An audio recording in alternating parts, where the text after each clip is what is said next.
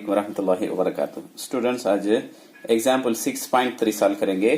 चलिए देखते हैं। प्रूव दैट अब 1 plus cot square theta divided by 1 plus cosecant theta is equal to cosecant solve करना। अब लेफ्ट हैंड साइड लिख लिया हूं मैं, राइट हैंड साइड सॉल्व करेंगे। अब हमने एक फार्मूला मालूम, 1 का 1 लिख ले तो काट के बदले में जैसे कि हमें 9th में भी देखे ही, देखो 1 plus cot square theta is equal to cosecant square theta. इसे ये फार्मूला रख ले को क्या कर सकते हैं, हमें कोसिकेंट यहां रख दिए -1 को लिख ले इधर। Therefore cot square theta is equal to cosecant square theta -1। तब इसके बदले में क्या लिखे जा,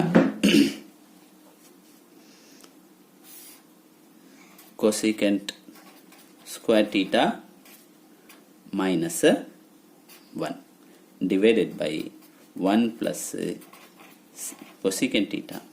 देखो ये A square minus B square के फॉर्म में है कि A square minus B square को तो कैसे लिखते हैं, A plus B into A minus B के फॉर्म में लिखते कि यहाँ ए के बदले में कोसिकेंट है, बी के बदले में 1 है। तब इसे कैसे लिखे जा, यहाँ लिख ले तो नीचे 1 का 1 ब्रैकेट डाल लेंगे, cosecant theta plus 1 cosecant theta -1 divided by 1 plus क्या है कोसिकेंट थीटा।